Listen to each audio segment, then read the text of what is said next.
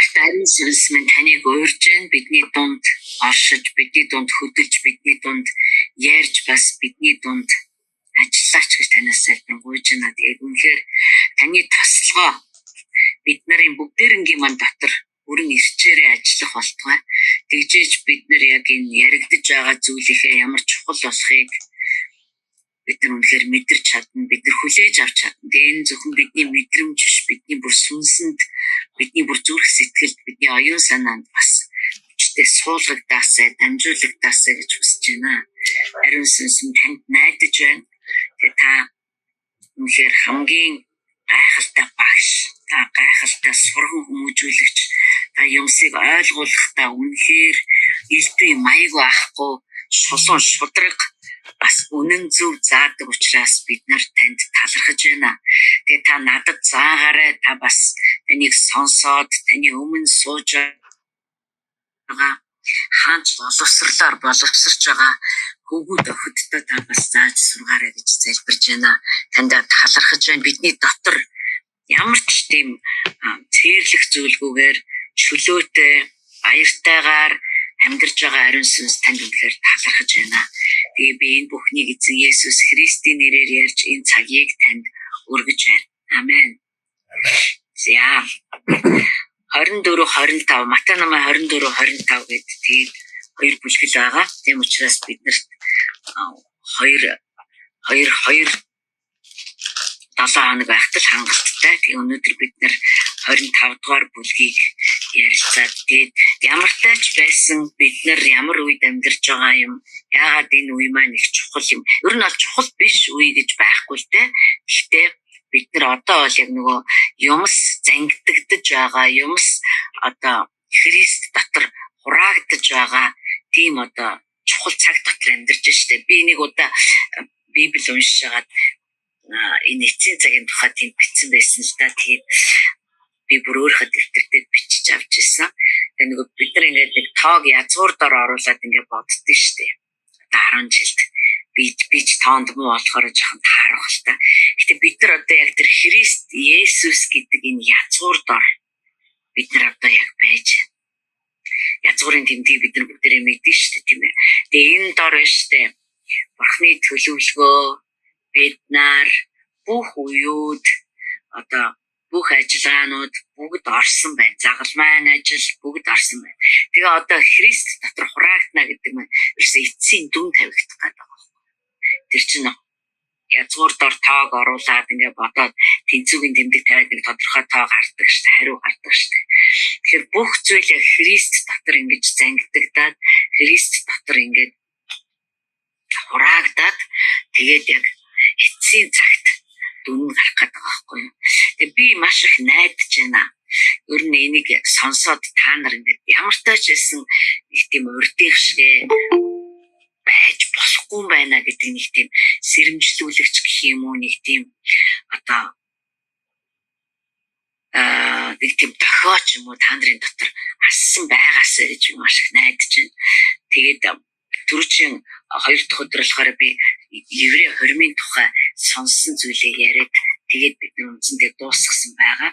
Тэгээд би дахиад тэр хормын талаар давтаж хэлхийг хүсэж байна.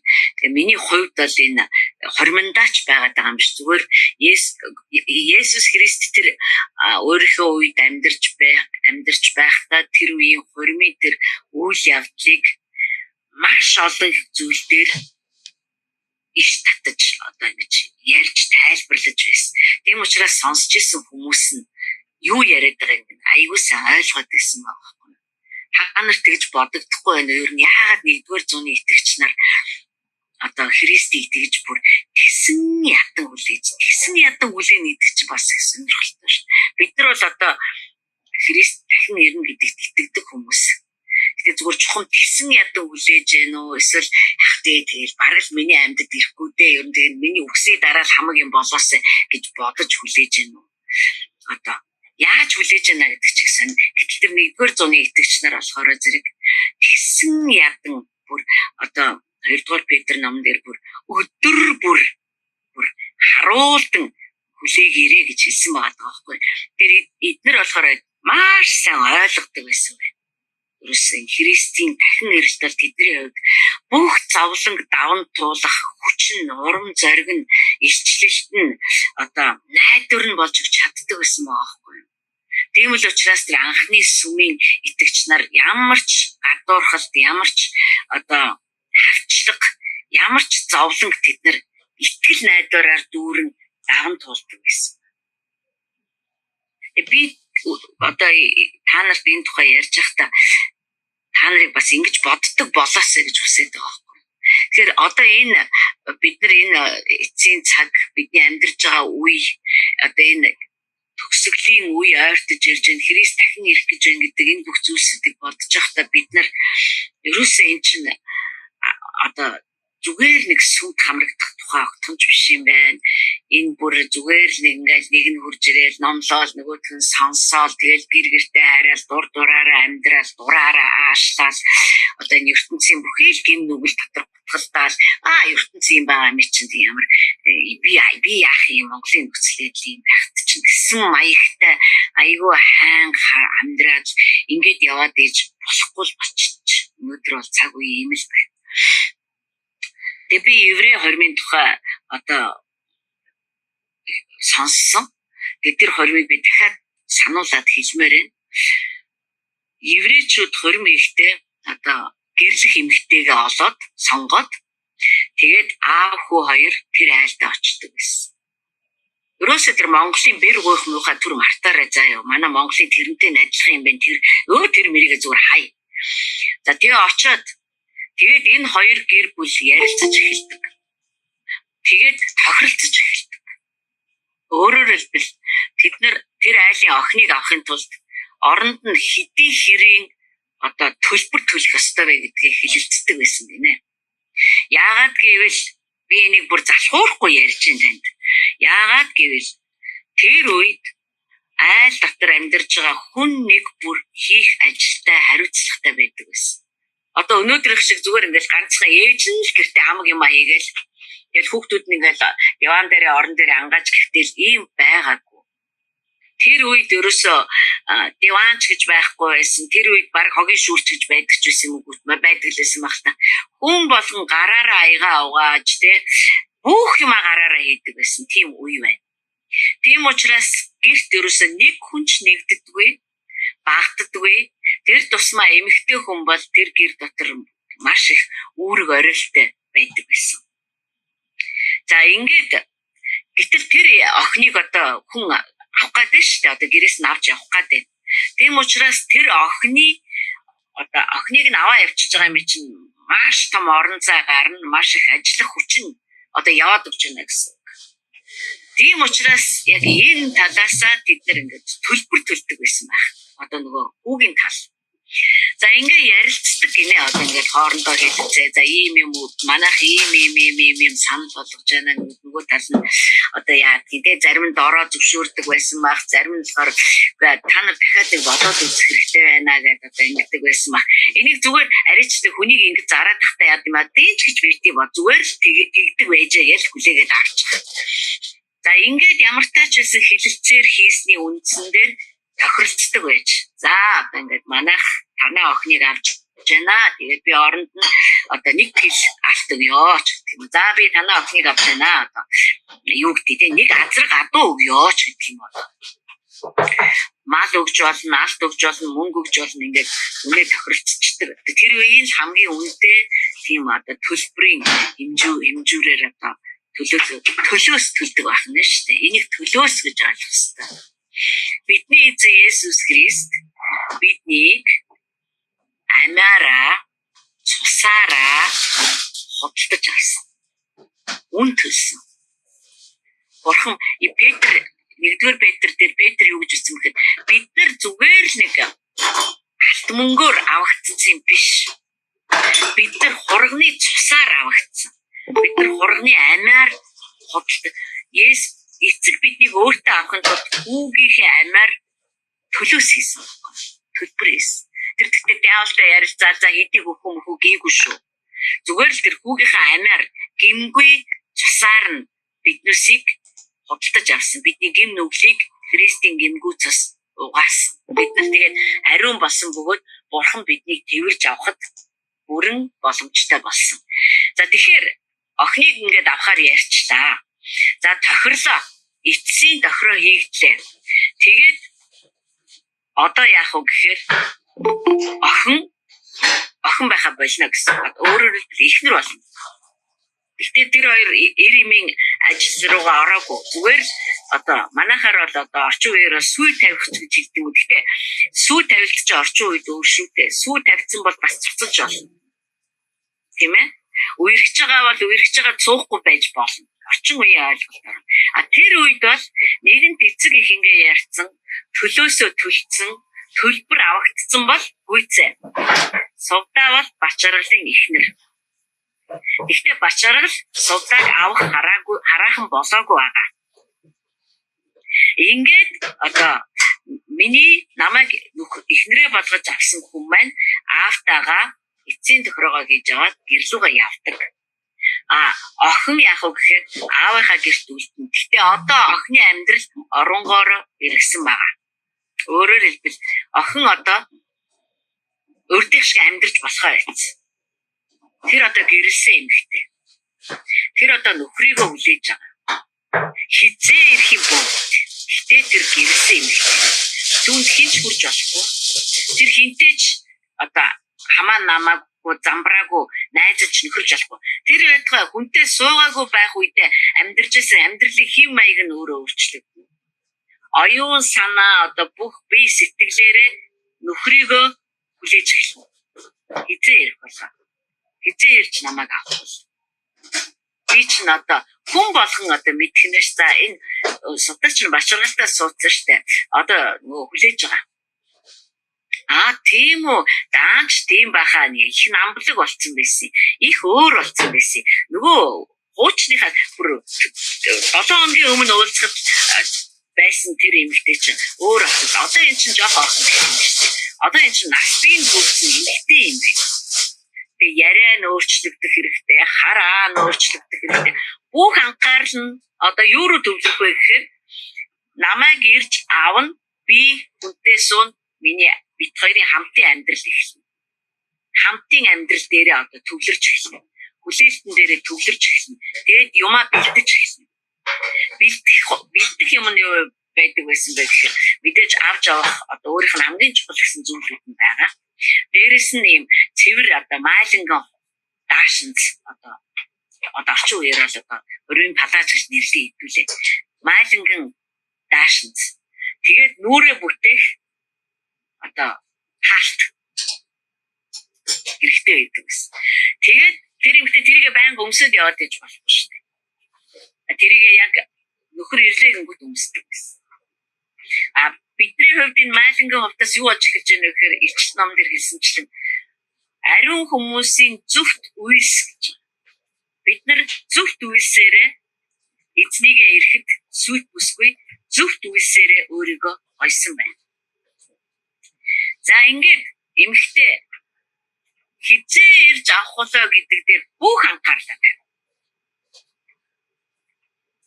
Тэгээ урдын шиг нэг хүнтэй сууг байхдаа ингээд шүнчин доор өгсөн юм шиг унтаад одоо тэгээ ингээд тэр аав ээж охин байхаа байчиж байгаа. Маш сэргийг болох хэрэгтэй гэсэн. Байнгын чимээ чагнаастай. Тэр хооронд нь хүү залуу юу хийдэг вэ гэхээр залуу гэртээ очингуудаа аавынхаа байшин дотор дахиад нэг өрөө гаргаж хийж эхэлдэг. Барьж эхэлдэг. Нөгөө ихнэрээ авцраа аавынхаа гэр дотор өөрөө барьсан, өөрөө тогтжуулсан тэр одоо нэг том ч юм уу жижиг ч юм нэг өрөөнд дотор амьдрах үстэй. Тэгээд тэр өрөөгөө өөрөө бариад, өөрөө тогтжуулаад янзч эхэлдэг. Тэгээд аав нь хүүгийн ажлыг харж байгаа. За одоо өстэй яг болчихжээ. Одоо өстэй илүү чимний хэрэггүй болж, дутуу чимний хэрэггүй болж, чиний наа зассан өрөө, барьсан өрөө чинь одоо ирээдүйн ихнэртэйгээ хамт амьдрахад чинь тохирсон байна. Одоо яваад ихнэрээ аваад ирээ гэж аав нь хэлнэ. Залуу бол бариад энэ янзлаад хийгээл тэгээд аавыгаа дуудаад одоо энэ болж юу гэж болоогүй байна гэвэл тэгээд дахиад болоогүй энийг янз гэвэл нэг янз. хизээ аав нь яг болсон гэж хэлсэн. Яг тэр үед залуу явж ихнэрээ авах. Тэгэхээр залуу ч гэсэндээ хурдхан шиг тэрийг хийж дуусгаад очиж ихнэрээ авах юмсан гэж хүлээн. Залуугийн зорилго бол тэр өрөөг барих биш. Залуугийн зорилго бол өрөөгөө барьж дуусаад аав зөвшөөрөөд очиж ихнэрийг авчих. Тэгэхээр эмх сүйт бүсгүй тэнд хүлээж байна. Болцод залуу тэнд хүлээж байна. Хоёулаа хийх ажилтаа хүлээж байна. Энэ итгэхгүй хүлээлт биш. Маш итгэвтэй хүлээлт. Маш итгэвтэй хүлээлт. Тэр Есүс Христ хоёр дахь ирээд эргэж ирэхдээ өөрийнхөө сүйт бүсгүй болох сүмээ өөртөө авахыг туйлын ихээр хүсэж байгаа. Аав яв гэдэг тэр үржирч биднийг аав.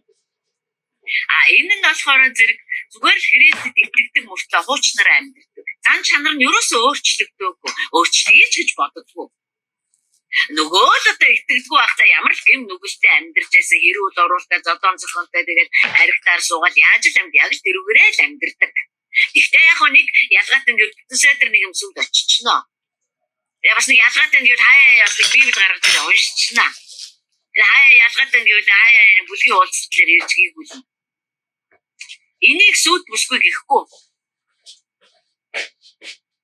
Харин бүх зүрхээрээ хайрт эзнээ хүлээгээд тэр ариун бөгөөд зөв одоо амьдралаар сүнснийхээ амьдралаар амьдарж байгаа тэр нэгнүүдийг Христ авахаар ирэх байхгүй юу? За тэгээд тэр өдөр ирнэ нөгөө хоримлогоо очиж зүгээр. Тэр өдөр ирнэ. Тэр өдөр ирэхэд аав нь хэлнэ. За минийхөө болсон байна. Очиж ихнэр авцгаа. За тэр үед болохоор зэрэг одоо орой харанхуй олонгууд тэнгэрт од сарл байна уу гэхээс гудамжинд ямар ч гэрэлтүүлэг байдгүй гэж. Тийм учраас хүмүүс ер нь харуй бүрий тасрамгц гэртэл орохгүй бол энд бүдэрж унах харанхууд одоо явхад айгүй хүндрэлтэй шүү дээ. Ямар нэгэн ажил хийх одоо яах юм хайж олох талаар бол бодох юм биш. Хажуу айлаа хүртэл олоход айгүй хүнд болно гэсэн үг. Тэгэнгүүт ер нь голцоо хүмүүс гэртээ очдөг байсан юм байна орой болохоор. Тэгээд болцоод залуу өөрийнхөө эхнэрийг авах гээд ирэхдээ гол төлөв харанхуугаар ирдэг байсан гэж чинь гол төлөв. Тэгээд хідэн цагт ирэх яах юм тэр бол бас хинч мэдэхгүй шүү дээ. Одоо тэр ирж байгаа хүн л өөрөө мэдчихэж байгаа.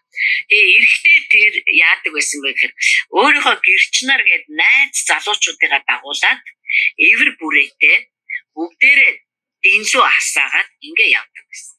Бид нар тэгээд хотын тасганы зах руу орж ирээд тасган руу орж ирмэгцэл бид нар бүгд дэнлүүгээ асаагаад бамбраа асаад юм уу яа гэх эвэр бүрээгээ дуугарч үлээгээд чанга дуугаар хашгиралдаж эхэлдэг байсан. 12 цагт ээж магадгүй 11-т ээж магадгүй шөнийн 3-т ээж магадгүй үүрийн 4-т ээж магадгүй ямар ч эсвэл та саранхуу яар. За гівгэнд хүн дуг нойрондоо байж чил пүн пан гэж бөөн чимээ олол хүмүүс хашгиралдаад ингээл ирэх юм бол одоо нөгөө ихнэр яах нь. За ирж байна. Шууд авч явах юм барьж авлаа. Болцоод залуу за тэгээд тэр залуу тэгэнгүүт тэр дуунаар бас тэр эмэгтэйгийн одоо дагуул бүсгүүчүүд гэж байгаа. Одоо бид нар 25 дээр ярина. Тэр дагуул бүсгүүчүүд бас яг билүү хүлээж авах хэрэгтэй. Одоо орчин үеийн хэлээр бол гэрчнэр гэж тэгдэг шүү дээ. Одооных шиг тэгээд 5 манхан байдаг юм байна. Одоо 25 дээр бол 10 онгон эмэгтэй байсан гэж ярьж байгаа. 5 ухаантай 5 тэнэг. За ингээд тэр 10 эмэгтэй бас бэлдсэн байх хэрэгтэй. Юу бэлддэг вэ гэхээр бид нар бариад гарах дэнлүүгээ бэлдэх хэрэгтэй. Та саранхуу шүү дээ. Дэнлүүгээ бэлдэх хэрэгтэй. Дээрээс нь дэнлүүнийхээ тосыг бэлдэх хэрэгтэй. За тэгээд бөөм бужигнаан болонгууд энэ одоо сонгогдсон 10 яах нүг гэр мэднэ. За энэ өстө яг ачааргал ирж байгаа гэж. Хүү хаа гэж хамаг юм барил гараад ингээ годомжинд баахан эрэгтэй эмэгтэй хүмүүс уулзалтаад одоо яадаг байд юм байна тийм. Энэ хооронд гяс хүргэн очиод эмэгтэйгээ хулгайлаад аваа явчих. Эмэгтэй хоёр давхарт амьдэрдэг бол шат мат тавиад гяс ороо болгочих. Эмэгтэй бэлэн үлээрээс сууч. Ингээ энийг бужигнаан дунд бүсгүй булгаалагдсан. Одоо нэгэн тулгаалагдсан аав ээж сэрэг аваа явчлаа. Ингээд бид нар бүгдээрээ яваад дуусчин сонсороо та бичээртэй сонсороо. Бүгдээрээ яваад бүгдээрээ гэж одоо тэр хүүгийн дагуулууд, эмэгтэйгийн дагуулууд гэдэг аав ээж нь байдаг юм аа. Ингээ яваад одоо хүүгийн гэрт ирнэ. Өөрөөр хэлбэл аавынхын гэрт ирнэ. Тэгээд нөгөө залуу ихнэрээ аваад ихнэр бол ингээд нүрээ бүтээсэн байгаа штэ. Уцаа өмссөн байгаа. Нүрээ бүтээсэн байгаа. Харуулахгүй нүрээ. За ингээд ихнэрээ дагуулад нөгөө өөрийнхөө бэлдсэн өрөөнд ор. Өөрийнхөө бэлдсэн өрөөнд ороод гадаа хүмүүс хүлээжлээ. Өөрийнхөө бэлдсэн өрөөнд ороод тэр хоёр ихнэр нөхөр хоёр болно. Тэгээд эрэгтэй нь орныхаа цагаан даавыг бариад цагаан даав гэсэн юм ямар даавч гэсэн. Орныхаа дэвсгэр даавыг бариад гарч ирээд хүмүүст үзүүлнэ. За энэ даав цус болжээ гэвэл энэ эмэгтэй үнэхээр ариунаар биеэ сахиж явжээ гэж хүмүүс мэдээд баярлаад тэгээд найр эхэлнэ. Найр гэрийн гадаа болно. 7 хоног үргэлжилнэ. Харин сүйт залуу бүсгүй хоёр маань өөрийнхөө өрөөнөөс гарахгүй 7 хоног найр дуустал өрөөндөө байна. 7 хоногийн дараа найр дуусахад тэр хоёр гарч ирнэ, харин эмэгтэй нүүрнийхээ хувцлтыг авсан байна. За ийм маягаар гэрэлдэг байжээ. Тэгэхээр Есүс Христ олон газарт ялангуяа өөрийнхөө хоёр дахь ирэлтийн тухай ярихдаа яг энэ тухай эндээс одоо үг хэлэлгүүд нь яг эндээс маш их татаж ярьсан байд юм байна.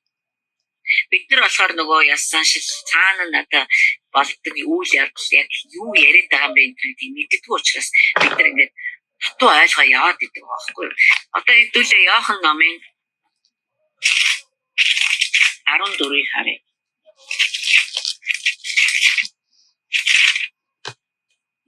Иохан номын 14-ийг та нар зүрхээ бүү зовоо. Бурханд итдэг надад итгэ. Миний эцгийн гэрт орон зай их бий. Хэрв тийм биш байсан бол би та нарт хэлэх байсан. Би та нарт байр бэлтгэхээр явна. Би явж та нарт байраа бэлдээд дуусгаараа дахин ирээд та нарыг өөртөө авна.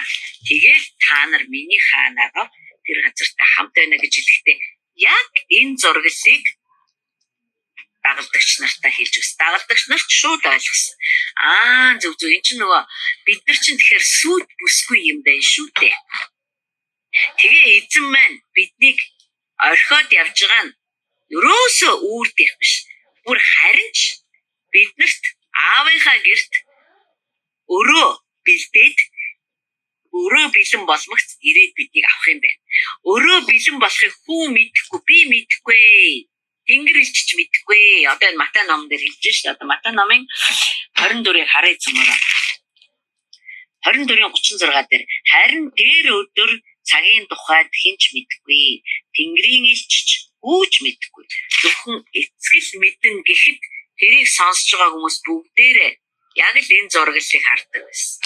Яагаад эцэг мэдж байгаа вэ гэхээр би сүйт бүсгүй болоод мэдж байгаа юм байна.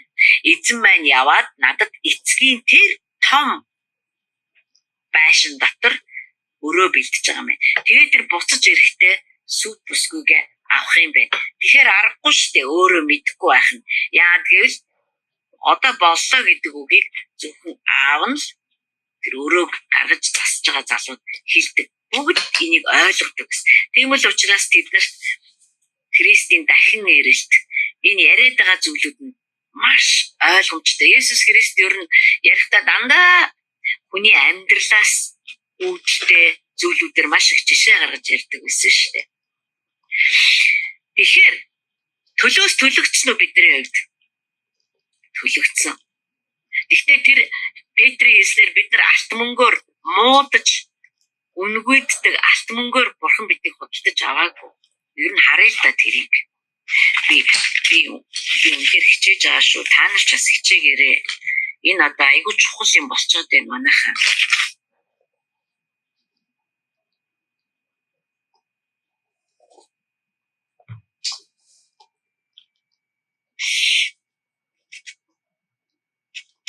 Нэгдүгээр бүлэгтээ. За ингэж байна.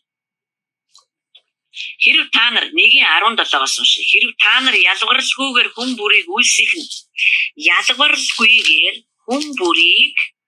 хүн нэг бүрийг үйлсийн дагуу шүүдэг нэгнийг эцэг гэж дууддаг юм бол дэлхий дээр байх хугацаанд эмээн бие авч яв. Ингэхдээ та нар эцэг өвгдөөсөө өвлсөн өөрсдийн утгагүй амьдралаас алт мөнгө мэтийн устдах зүйлээр худалдаж авагдсан биш. Харин үнэт цусаар Христийн цус болох гин зэмгүй бөгөөд толбгүй хурганы цусаар золигдож авсан юм а. Та нарыг цусаар худалдаж авсан юм а гэдгийг хизээж битгий мартаа. Бидний төлөөс бол төлөгдсөн. Тэгээд Христ эцэг рүүгээ очсон. Тэр бидэнд яаж сүд бүсгүй шиг амьдрахад биднийг сургахын тулд ариун сүнсийг бидэнд рүү илгээсэн. Ариун сүнс одоо өнөөдөр та бидэрийн энэ хажууд баруун гар талд ч биш, зүүн гар талд ч биш, ард талд ч биш, яг дотор минь амьдарч байна. Та итгэх юм бол яг дотроо байгаа ариун сүнсийг сонсож чадна. Тэгэхээр бити гаднаас хайгаад байна. Яг дотор ч амьдарч байна. Тэгээд ариун сүнсийг бидэнд өгсөн. Одоо ариун сүнс биднээсийг хараа. Бид нар ч өөрсдөө ариун байлгаж чадахгүй шүү дээ. Бид нар мэдхгүй шүү дээ. Яаж хүн ариусдаг. Харин ариун сүнс намайг дотроос маань үйл явцаар дамжуулаад ариусгаж идэг. Бид нар ариун бодол гэж юу болохыг сурдаг. Ариун үгс гэж юу болохыг сурдаг. Ариун цэвэр амьдрын гэж юу болохыг бид нар сурдаг. Мэс чанарынхаа эсрэг зүйл хийхгүй байхыг бид нар сурдаг. Бурхны үгийг бид нар уншдаг. Үг нь бидэнд ойлголтыг өгдөг. Есүс Христийн хэлснээр миний үг та нарыг аль хэзээний цэвэршүүлжээ гэдэг. Бид нар өдөр болгон өдөр бүр ариун сүнстэй хамт амьдарч тэр ариусгалынх нь үйл явцаар орж идэг. Биднийг ариусгаж байдаг гэсэн. Бид нар үнэхээр бохир бодол гэж юу байдгийг мэддэг болсон. Бид нар буруу гарын үес гэж юу байдгийг мэддэг болсон. Одоо бид нар чинь энэ мэддэг болоод ингээ яваад байна. Би нэг л болохгүй юм хийчихээ гэд өс чанар чинь таныг ингээд одоо яллаад байна гэдэг чинь та ариун болцсон байгаа даа байхгүй юу? Улам ариусж эхэлнэ, цэвэршиж эхэлнэ, цэвэрхэн болж эхэлнэ. Өөрөөр хэлбэл та Христийг ирэхэд ямар ч тийм толгогүй, хүчлээсгүй, ариун бэрн зөвхт үйлсээрээ өөрийгөө гоцолсон тэр нэгэн байж түүнд олдно. Бид нар түүнд олдно. Бид нар олдохыг ирмэлцэх ёстой. Тийм л учраас одоо дөрвөн бүтээсээ тэр би ярьсан шүү дээ. Өдөр бүр гэдэг чинь айгүй чухал болоод байна. Өчигдөр чинь чухал биш болоод байна. Маргааш чухал биш. Яг өдөр бүр, яг өнөөдөр би яг яаж амьдарч байна гэдэг чинь маш чухал болоод байгаа байхгүй. Яг одоо би ариун сүнстэй яаж амьдарч байна. Тэгээд маргааш болоход миний өнөөдрийн ариун сүнстэй амьдарч исэн амьдрал чинь маргааш дээр чинь нэмэгдэж орж ирнэ. Нөгөөдөр бас нэмэгдэж орж ирнэ. Ингэсээр байгаад бид нар эзнийг ирэхэд өөрсдийгөө зөвхтийн үйлсээрээ хувцалсан энэ дэлхийгээс тусгаарлагдсан бохирдоогүй. Бид нар энэ тусгаарлагдсныг одоо ярина. Зарим хүмүүс энэ тусгаарлагдсныг буруу ойлгодог. Энэ дэлхийтэй бохирдож нийлээгүй. Энэ дэлхийн юу ч дагаагүй. Тийм нэгнүүд байж ах бөгөөд тийм л нэгнүүдийг эзэн өөрөө авна. Эзэн намайг аваарай би энд дээ шүү гэж гүхгүй. Харин эзэн өөрөө сүд бүсгүйгээр танина. Цусаараа худалдаад авсан. Тэр сүд бүсгүйгээ буюу сүмээ тэр хүнээ хөвгүүд охтуудыг одоо өөрийг нь дагдаг дагалдагч нарыг Есүс Христ өөрөө таних шүү дээ. Тэр өөрөө ирээд таныг одоо авна гэсэн. Тэгэхээр бид нар одоо зүгээр ингээл нэг тийм итгэж гээл дэлхий дээр ингээл би ч итгэж үтэй гэж яваал тэгэл айгуу зоригтой нэгнүүд нь би итгэж шүү гэж ажлынхандаа хэлээл жоохон зориггүй нэгэн заац дугаа байдөө гэж амьдрал тэгээд нэг тийм айгуу ингийн бүдэг саарал хөнгөгүй дууч мэжгүй ажин түжин нэг тийм ачин уйтгартай амьдралаар амьдарч яхад бид нар энийг одоо бурхандаг амьдрал гэж нэрлэж болохгүй. Бидний амьдрал бол хүлээлтээр дүүрэн. Бидний амьдрал бид нар ч одоо хин нэгнийг хүлээж штэ. Бид нар чинь Христтэй сүү тавьсан байна штэ. Бид нар түүнтэй хамт мөнхөд хаанчлах юм байхгүй юу? Бидний ажил мөнхөд хаанчлсан. Тийм учраас энэ хорим энэ сүйт бүсгүй одоо энэ Паулыг хэлээд байгаа сүйт бүсгүй. Тийм учраас Паул Тесалоник хотын сүмийнхэн тандж хэлэхдээ иймэрхүү үгсээр та нар бие биенийг урамшуулаач. Иймэрхүү гэдэг нь ийм төрлийн ийм үгсээр та нар бие биенийг урамшуул, улам зоригжуул гэж хэлжсэн байгаа байхгүй. Бид нар өнөөдөр янз бүрийн асуудал, бэрхшээл, зарим маань зовлон, зарим маань хагцал, амьдын жин үхлийн жин хагцал үзэл явж байгаа. Энэ бүхэн чи эцсийн бүлэгт биднийг цэвэршүүлж ямар ч хэрэггүй, ямар ч толбгүй тэрл ариун сүйт бүсгүй болгож өөрчилж байгаа зэвсгүүд л гэж бид нар ойлгох ёстой. Тэгээ эцсийн бүлэгт бурхан намайг бүтээгээд хүүгийнхаа дүр төрхтэй адилхан болгоод тэгээ хүү ирээд биднийг өөртөө аавна. Тэгээ бид нар түүнтэй хамт цаашид ямар ч гим нүгэл ноёрхдаггүй шин тэнгэр шин газар бий болсон шинчлэгдсэн дэлхий дээр зөвхт байдлаар дүүрсэн дэлхий дээр түүнтэй хамт түүний хаанчлалын засаг захиргаанд орно. Бид нар хаанчилж, захирч, зарцуулж, түгээж, хувааж, хуваарлаж, өсгөж, өндийлгэж амьдрна. Энд чинь яг нэг бурхан анх эднийг бий болгоод хүнээ тавьсан тэр оригинал шүү дээ. Гэтэ одоо тэр Адам ч бүр сайжирсан байхгүй бүр цоошин нэг болцсон. Тэр Адам бол тэр үед буруу сонголт хийжсэн жоохон бүтэхгүй гар байсан. Харин сүүлчийн Адам бол найдвартай. Сүүлчийн Адам бидний төлөө амиа өгсөн. Христ амиа өгсөн. Эхний Адамтай зүйрлэхгүй. Гэхдээ бурхан бүх зүйлийг их анхдагч оригинал байдал руу тавьчихсан. Тэгээ бид нар яг л бурхан анхнаасаа юу гэж биднийг төлөвлөж бүтээсэн. Яг түүнийхэн дагуу бид нар түүний дэлхий дээр нь засаглаж, хаанчилж, одоо хуваарлаж, одоо хувааж, түгээж, одоо эдийн цэцэрлэгийг бурхан чи наатайгаа арчил, ургуул, хамгаал гэд өгсөн байдаг шиг. Одоо яг тэр оригинал руу бид нар очих байхгүй.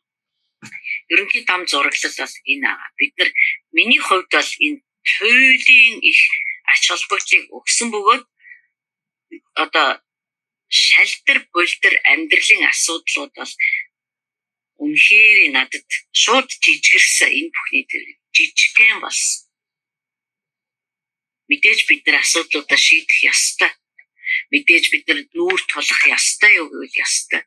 Гэхдээ л тэр л асуудал миний амьдрал биш байхгүй. Тэр л өвчин өнөөдөр миний амьдралыг тодорхойлохгүй. Эсвэл одоо юу гэдэг юм? Миний өөрийн хувь хүний зан чанарын асуудал чинь миний одоо амьдралыг тодорхойлохгүй. Тэр байтугай Паул Библиэлд Коринтчуудад хандаж юу гэжсэн бэ гэхээр чи гэрэлсэн байна уу? Ганц бий байна уу? Аль ч статус нь одоо бид нар нэг анкет бүглөхөөр гэрэлсэн, гэрлээгүй гэд ингээд нэг бүгэлдэг штеп. Аль нь ч чиний амьдралыг тодорхойлохгүй. Өөрөөр хэлбэл бурхан чи гэрэлсэн юм биш болж байна. Чи итгэгчүүдээ сууц юм биш гүйцээ. Миний оршихур ор гихгүй. Эсвэл чи гэрлээгүй юм биш. Чи ярахгүй штеп. Гэрлээгүй учраас чи бүх зүрхээр намайг хайрлаж ирсэн юм биш. Болж байна. Ингэхгүй. Өөрөөр хэлбэл биднийг энэ газарт тодорхойлдог тодорхойлолт биш. Харин биднийг яах гэж аварсан юм? Хин биднийг аварсан юм? Биднийг аврахын тулд ямар үн төлсөн юм? Ямар төлөөс төлсөн юм? Тэгээ биднийг хэн болгож өөрчилсөн юм? Тэгээ одоо бид нар юу хүлээж байгаа юм? Хэнийг хүлээж байгаа юм? Энэ ч л бидний амьдралыг тодорхойлох гэдэг байхгүй. Тэм учраас одоо хэдүүлээ Хотын сүмийнхэн одоо хаасайг л ийм хөдөлгөөн өрнж байгаа ах уу.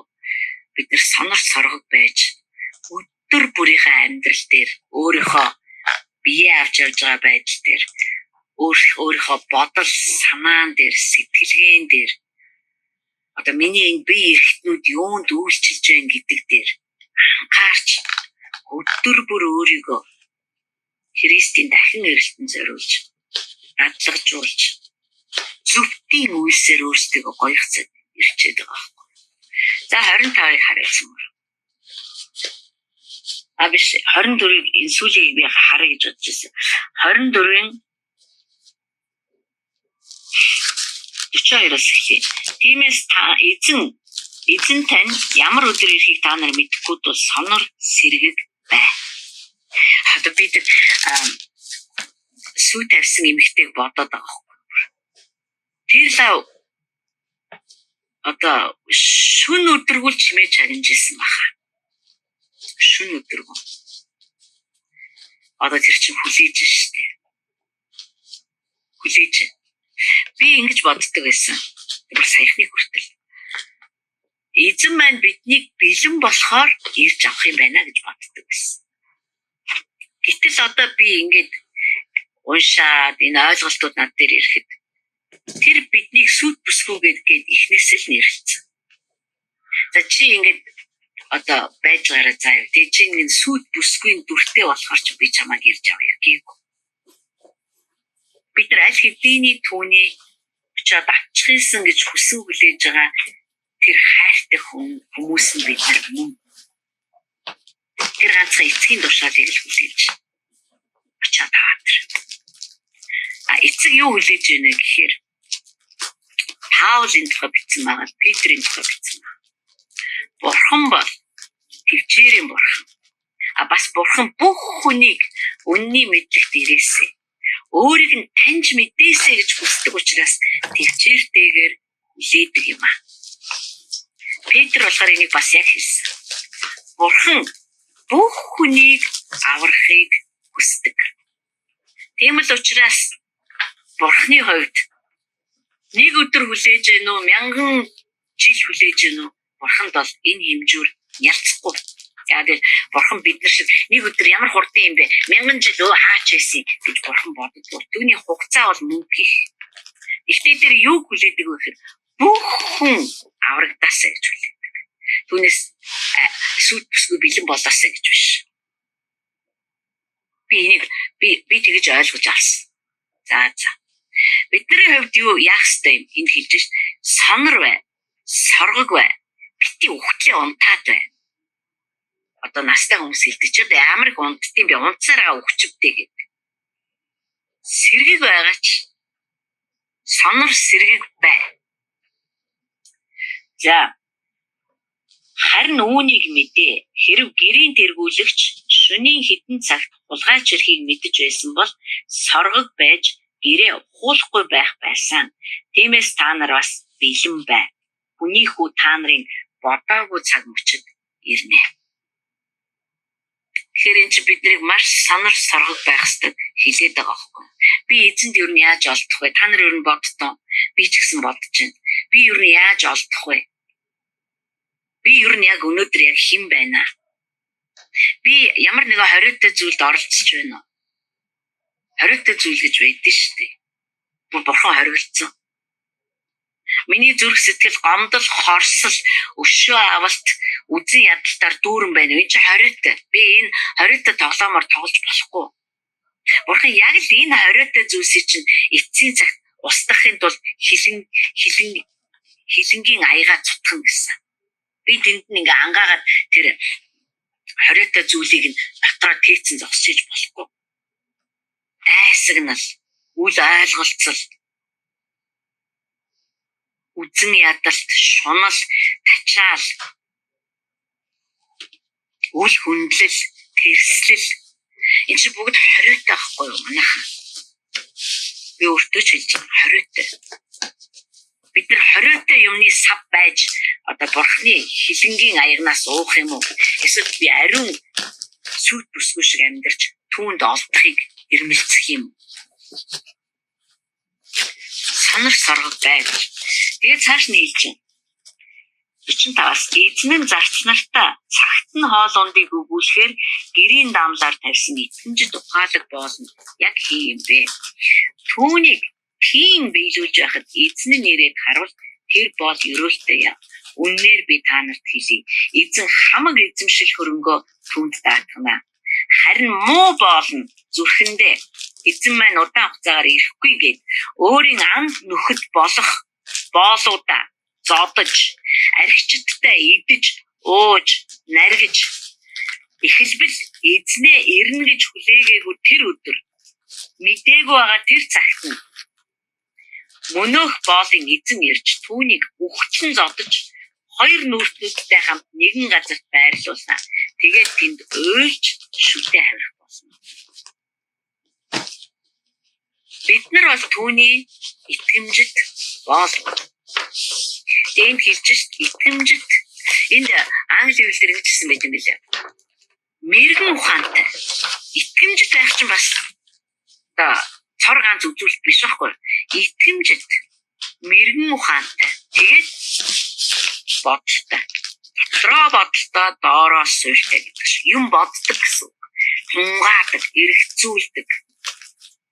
Тийм боолтой эзэн ажил даатгах гэж байгаа юм. Ямар ажил вэ гэхээр за чи энэ одоо найз нөхөд болох боолуудаа яг хэрэгтэй хоолоор нь яг хэрэгтэй цагт нь хооллоод унтлаад өсөхгүй байхад нь үлдэхгүй байхад нь хоол ундгүй суухгүй байхад нь анхаараарай гэд явчих жоо. Тэгэхээр тэр боол яах вэ гэхээр яг цагт нь хоолыг бэлдэж өгөх. Энэ их чухал юм аа. Хоолыг бэлдэж өгөх. Уух юмыг бэлдэж өгөх. Тэгээд хин нэг нь өсөхгүй байна, өсөх үедээ гэж анхаарах. Хин нэгэнд нь одоо тэ хоолунд би өгөөгүй байх үедээ, би цагийг өнгөрөөцөн байх үедээ. Эсвэл би 12 болж юу ч хийсэн яа гэдэг. Юу ч хамаагүй өгөөд байх үедээ. Эсвэл нэг л бантангаараа бүр ингээд бөөлжтэн хооллоод байх үедээ. Тэгээд чамайг ийм итгэмжтэйгээр үйлчлээд тэднийгээ тэ эзнийг ирэхэд эрүүл саруул эргэтэн бүтэн одоо мэдээ шин тэжээлтэй хоол идсэн юм чинь амиар үнэхээр чирэгчсэн тийм хүмүүстэй байж хад чинь хооллоо сууж хад чинь эзэн ирвэл ямар сайхан бэ. Итгэмжт боол минь ээ. Чи үнэхээр итгэмжтэй байж хариуцлагатай байж чи бүр үнэхээр юу хийхээ мэддэг байж үүний төлөө бүх оюун санаагаа тавьж бүх зүрхээрээ хийж исэн учраас одоо Монгол Библиэлд чи надад байгаа бүхнийг эзэмш гэсэн. Надад байгаа бүхнийг эзэмш. Бурхан юу гэж хэлсэн бэ гэхээр алт минийх мөнгө минийх үгүй ерөөсөө дэлхий хийгээд түүнийг дүүрэгдэг бүхэн минийх. Дөлгөөн даруй байгсад ерөөсөө тэд нар дэлхийг өвлөх болно гэсэн. Тэгэхээр энэ бүхэл миний эзэмшлийн бүх зүйлийг одоо чи эзэмш. Англи Библиэлд бүр одоо чи яг над шиг засаглаж захир гэсэн байна. Орхон ш.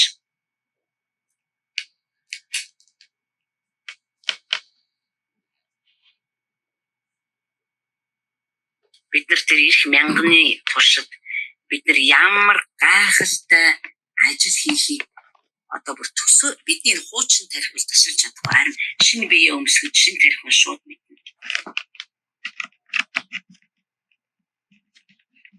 Бид нар нэг тийм хачин уйтгартай тийм нэг амьдралаар амьдраад тэгээд үхэл тэгээд нэг тийм яваажнд очиод нисэлтэйл энэ тийм үгээр нисэлтэйл тийм юм ерөөсөө байхгүй гэж би бас харж байна.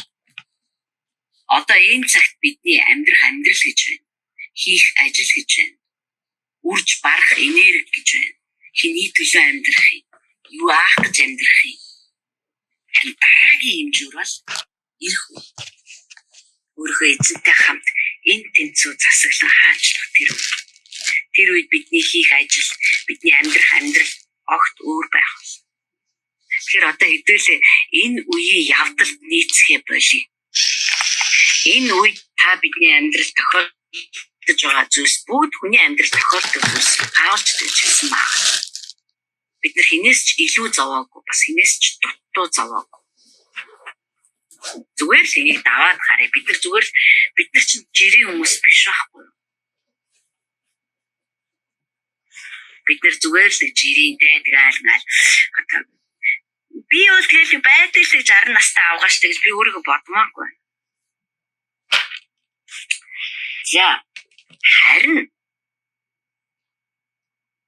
одоо өөр нэг муу боолыг ярьж байна тий. Зүрхэндээ эзэн мэд ирэхгүй. Ерөөс хүлээд тэр тухай боддог ч гэсэн. Хоёр янзын одоо хэллэг байна л да. Санаатаагаар эзэн ирэх талаар боддоггүй. А нөгөөх нь тэр талаар ер нь алдчихад байдаг. Санаатай ч бай, санаагүй ч бай. Аль нь шалтгаан биш. Тэр бол эзэн мэд ирэхгүй. Тэр бол яг өнөөдрөөр амьдардаг. Тэр найз нөхөд болох боолуудтай огтхон ч санаатай. Тэднийг зоддог, үжигддэг, муулдаг, худал ярьдаг тэдний талаар. Энд тэнд очиж ховж ив ярьдаг. Тэгээд дарангуйлдаг, дарамталдаг, дээрлэгдэг. Энэ бүжирхийлийн бүх хэлбэрүүд. Тэгээд юу хоол өг. Архичдтай нээж архицдаг. Би Христэд итгэдэг хүмүүс ч архицдаггүй штэ гэж бодох байх та.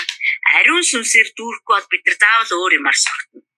Өөр юугаар ч хийж маа. Шунлаар согдох нь одоо юугаар согдох нь би хэлж мэдэхгүй байна. Нэр хүндийн араас үхэн гатангүйж нэр хүнд олж авахын тулд энэ дэлхийн хүмүүстэй хинтээ ч хамаагүй одоо тий орооцолдож юу ч хамаа тэдний хортой хуйлдаанд оролцож ивэл та архичтай архитаж байгаагаас ялгаа байхгүй. Энэ ертөнцид аль болохоор эд хөрөнгө хураах гал бүр улаараа л хэвээр ингээд хөөцөлтөл ингээд гүүгээл одоо эд хөрөнгөтэй болохын тулд ер нь яахаас ч буцахгүй явна. Тэгвэл архичтай архитаа суулж байгаа энэ ангилалд л орно гэсэн. Яа жоохон бодмоор байна бид нар. Тэгээд мэдээж ингэж амьдарч байгаа юм чинь нэг л өдөр эзэн ирнэ. Эзэн тэр түүнийг хоёр нүүртэнгүүд хаана нэгдгийг тэр газарт навьчих тавина. Тэгээ англи библиэр тэд нар тэнгэрт хүртэл чанга дуугаар орьсон ч түүнийг хинч сонсохгүй гэсэн. Ямар ч бас бид нар итгэмжид мэрэгэн ухаантай боолууд байх учиртай. Есүс Христ яг яаж амьдэрсэн яг л тэгж амьдрах ёстой. Түүний дагалдагч нар яг яаж амьдэрсэн тэр бидэрт бүгдд нь үлгэр байгаа шүү дээ энэ Библиэлд.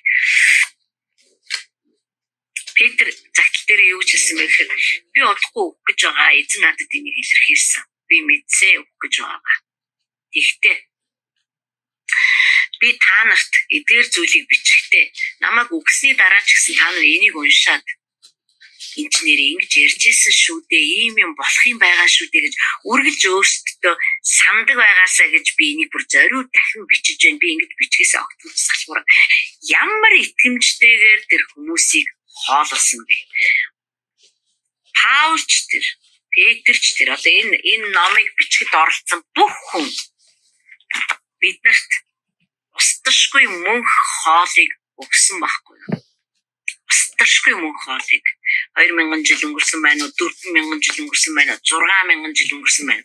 Одоо хүртэл бид нар энэ л хоолыг идэж байгаа. Тэм учраас сүм чуулганууд үнэхээр энэ Христ дахин ирэх гэж байна. Ирэх хэрэгтэй бүр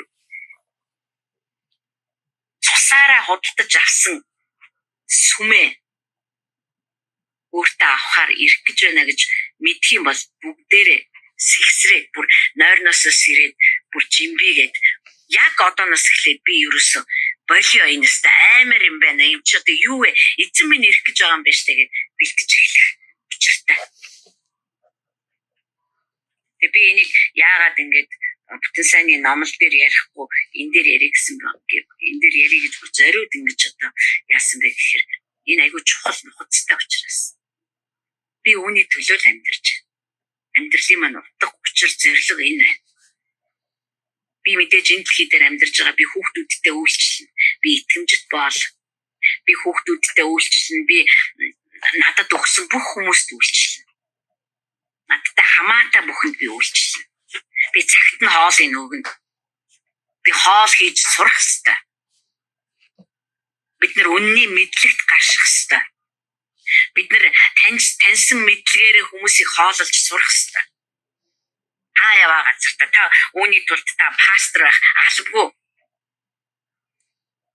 Хатуу хамаатан саданда та Христийн үннийг одоо эрүүл саруулаар хилээд өгч чаддаг байх ёстой. Тухай бүртэн, цаг бүртэн хоолыг нь өгч байгаа тэр бол ямар итгэмжтэй вэ? Тэгээ яг ингээд хөдөлмөрлөөд явж байхад эзэн ирэхэд би юунаас айх? Яг мэдээж гинт ирж байгаа учраас би зочирдох байх. Гэтэ би айхгүй шүү дээ. Яагаад гэвэл би надад даатгаж өгсөн бүхнийг нь би хийгээд завгүй явж байна. Би түнд хайртай, би түнтэй үргэлж хамт байдаг. Тэр яг нөгөө миний төлөө цавдлуулсан биеэрээ хурж ирнэ. Тэгээд аав. Одоо 25 руу оръё. Мөн Тэнгэрийн хаанчлал нь шинэ хүрэгнийг угтахаар дэнлүүгээ аваад гарсан 10 охинтой төстэй юм аа. За одоо намайг ингээ ярингууд та одоо шууд ойлгож байгаа ш. Нөгөө 10 охин. Нөгөө сүйт бүсгүй дагалдагч нар болох 10 охин. Шинэ хүргэн ирээд тэнд одоо дэнлүүгээ асаагаад эвэр бүрээгээ үлээж.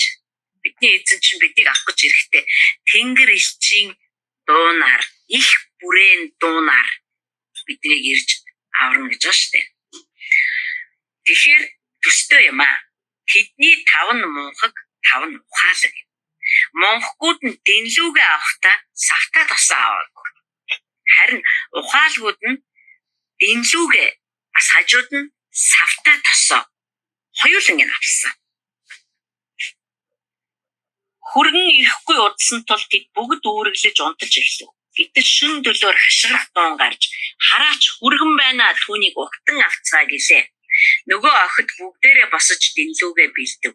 Монхгууд нь ухаалаг охидод бидэнд досноосоо өгөөч бидний дэнлүү бөхөхнэ гэсэнд ухаалгууд нь бидэндэж та нартаж огт хүрэлцэхгүй.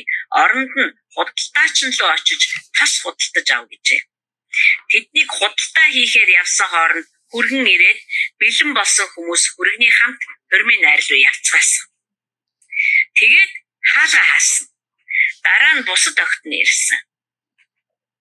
Эзэн бидэнд онгойлгож өгөөч одоо нөгөө тос авах гээд явсан. Онгойлгоод өгөөч гэсэн чинь харин эзэн юу гэсэн бэ гэхээр тэр залуу юу гэсэн бэ? Би үннээр би та нарт хэлье. Би та нарыг танихгүй гэсэн. Ийм та нар сонор соргог бай. Учир нь та нар тэр өдрийгч цагийгч мэдэхгүй. За ийм 10 эмэгтэйгийн тухай гарч байгаа. 10 онгон эмэгтэй. Дэлхийдээ өөрийгөө бохирдуулаагүй, завхаараагүй, үнэхээр одоо цэвэр ариунаараа байж чадсан. Гэхдээ 5 нь болохоор зэрэг за дэнлүү асахад тосон дуусд юм аа. Тэгэхээр надад хангалттай тос.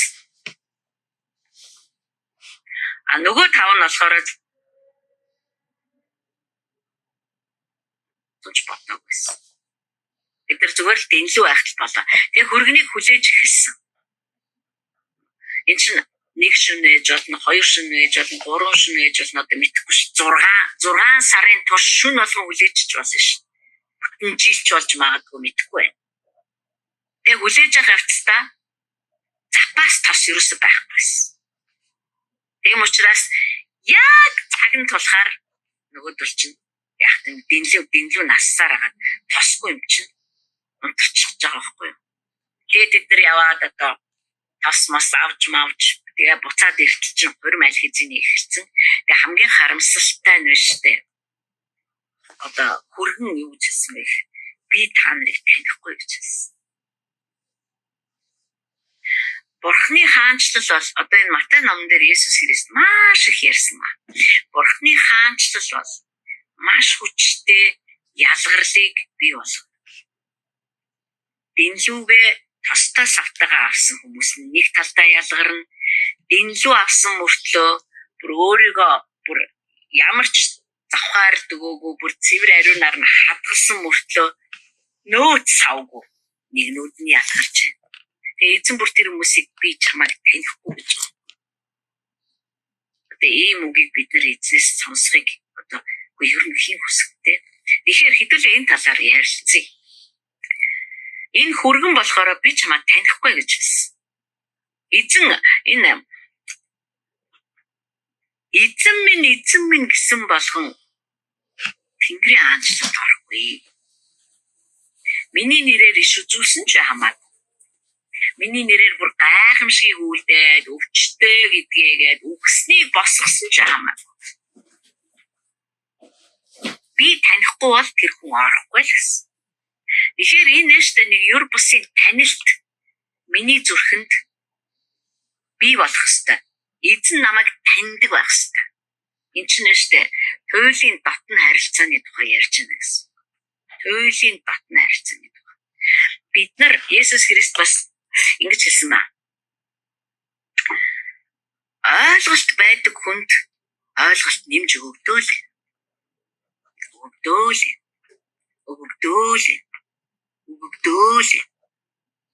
Та биднэрт нэгэнт ойлголтын урсгал дотор минь орж ирсэн бол бид нар ерөөсөө тэр ойлголтын дээр ойлголт ерөөсөө тэр урсгал бидний дотор хорогдохгүй улам бясах нь. Харин би ойлгосон надад бити яриад би наатах айгүй сайн мэддэг гэж мэдэмхийрдэг хүн байвал тэр хүн дахиж юу ч хүлээж авахгүй байна. Тэгэхээр байгаа нь хүртэл авагдана гэсэн. Тэр бурханлаг амьдрсан байж болно одоо тий үнэхээр одоо залбирдаг, библийг уншдаг, сүмдээ явдаг, 11-ийг өгдөг, өргөл өгдөг, ядуус тусал ямар ч байж болно. Гол хэмжүүр юу вэ гэхээр чи яг надтай хамт алхдаг байв. Надтай хамт байдаг байв. Чи надтай ярилцдаг байв. Нэг ухаантай эмэгтэй хэлсэн байсан. Би тэр эмэгтэйг их зөв хэлж байна гэж би бүр баяртайгаар хүлээж авсан. Тэр эмэгтэй юу гэсэн мэхээр бурхантай дотносол бол байнгын яриа юм аа гэж. Байнгын яриа. Энэ бол үнэхээр байнгын яриа шүү манайхаа. Байнгын залбирал гэж биелэг. Байнгын яриа. Бид нар одоо ингээд хайртай хүнтэйгээ хоёулаа байж захтаа ч юм уу одоо ингээд байж захтаа ямар нэгэн зүйлийн талаар бодохоор ярьдаг шүү дээ. Би ингэж бодлоо. Тэгэхээр тэр чинь хариулдаг шүү дээ. Тийм үү? Нэр бас тийм тий. Би бол ингэж бодож байгаа юм. Чиний ингэж бодож байгаа ч яг ч оновчтой биш баха. Энэ харилцан юм үсэдэж шүү дээ. Ийм дотносол байх хэрэгтэй. Тэгээ энэ дотносол яадаг вэ гэхээр бурхантай дотнослыг ярьж шүү би. Бид нар бурхантай ийм бүр одоо тий яг хин нэгэнтэй хамт байгаад байгаа юм шиг. Өөрөөсөө автобусанд ч явж исэн, хаач исэн. Ийм дотн харилцаанд ороод ирэхээр бидний дотор байнгын одоо ариун сүнсний урсаж эхэлдэг. Бид нар юмсыг хүн ойлгож эхэлдэг. Хүн ойлгож эхэлдэг. Бид нар бүр хуршгүй юм шиг зүйлсүүдийг олж хардаг, байрж авдаг, буулгаж ирдэг. Бид нар одоо бидний хараад хэлдэг. Одоо бид яг тэр мөчтэй анзаарахгүй байгаа ч гэсэн. Энэ харилцаа биднийг баяжуулдаг гэх юм уу? Баяжуулдаг, бясгаадаг. Яг л Христ өөрөө хэлсэн шүү дээ. Би та нарт амийг бясхан амийг өгөхөөр ирсэн юм аа.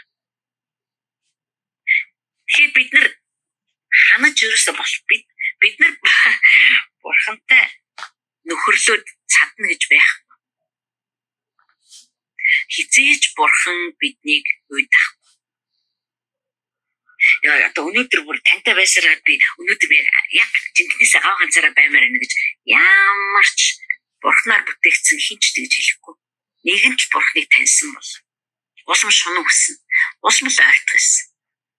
Би заримдаа хэлдэг л дээ. Би тантай хамт байгаа л да. Гэтэл би таныг санаадах энэ одоо ямар учиртай вэ? Бид нар хамт байсан ч сандаг байх хэрэгтэй. Энэ дотнослын нэг хэлбэр гэж би боддог. Таа ч ингэж чадна, таа ч ингэж бас сандаг байх. Гэтэл энэ 5 эмэгтэй бол одоо нэг олоод авсан жоох юмдаа л эртцсэн. Энэ ах тангалттай. Нүгээрээ би хол юм. Би ч надаас үнэхээр мэдсэн шүү дээ. Ойлгоцсон шүү. Тийм хүмүүс өндөө гэдэгтэй. Би мэдэн шүү. Би наадах чи мэдэн шүү. Гэтэл бидэнд бурханы жинхэнэ мэдлэг бол чинь хязгааргүй дуусахгүй. Яохан намдаар юу гэж хэлдэг вэ? Бурхан бидэнд сүнсийг хэмжээшгүйгээр өгдөг. Хэмжээшгүйгээр. Би бас саяхан хүртэл тэгж боддог байсан. Миний одоо хэмжүүрээр л бурхан өгдөг баг. Үгүй. Тэр өөрийнхөө хэмжүүрээр өгдөг. Ганцхан би тэрийг ингэж одоо бүр одоо өөрийнхөө дотор ажиллагаанд нь л оруулах хэрэгтэй. Тэгээд би төд удалгүй та нэрийг хэмжээшгүйгээр өгд юм биш сүнсийг. Бурхан ерөөсө харамлдаггүй гэсэн үг. За энэ ч тийм бүтэхгүй итгэе. Энд одоо би нэг сүнсийг хэмжээшгүйгээр өгөх хэрэг байна уу? Хизээч тэр хүүгээ харамлаагүй шүү дээ.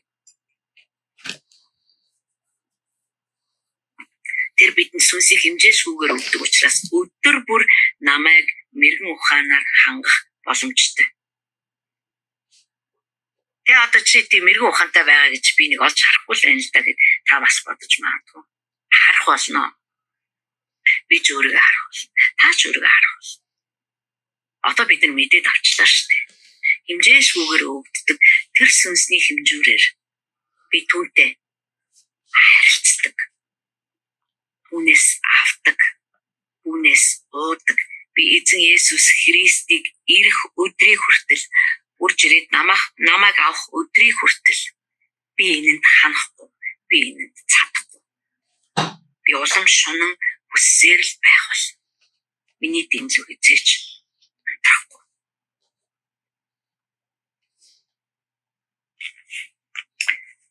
За дараагийнх нь. Тэгэхээр та нар харж байна уу? Бидний юу бүтээсэн, эдэн хүүхэд төрүүлсэн, хичнээн ач хүч зээтэй болсон.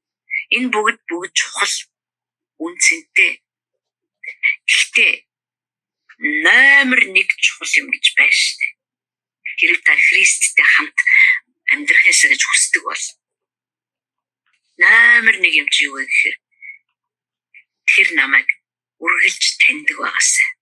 Бурхан намайг таньна л та. Гэхдээ одоо нэг юр бусын танилт, юр бусын харилцаа бидний хооронд үргэлж байгаасай. Яг тэр л харилцаа намайг тэр сүнсний хязгааргүй байдал, хэмжүүр, уучлал, хайр, инрэл, өсөлт, хөгжилт, дэвшилт, өөрчлөлт, үндэстэнд нөлөөлөх нөлөө энэ л харилцаанаас ургаж гарна. Өөр юунаас ч биш.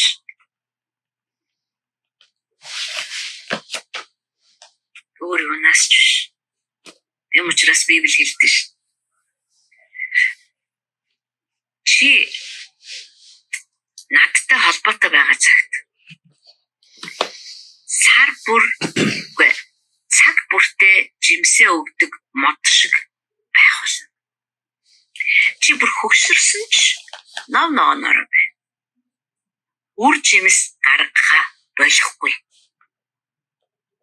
Энэ чинь юунаас яагаад учир нь юу вэ? Яа тэгэл миний түүнтэй харилцдаг харилцаа чинь надад ийм их юм. Намайг бүр ургуулад байгаа байхгүй. Патрос нь ургуулад. Ийм учраас бид нар эзнийг үргэлж бясалгам тостойгоор хүлээх болно. Унтрахгүй. Хэрэг бид нар түүнтэй харилцаатай бүр татнасж чадах юм бол. Ер нь та дээр аварсан шалтгаан бол энэ шүү. Бурхан өөрөө тантай, надтай бүр үе зайгүй болохын тулд аварсан гэж боддоо та.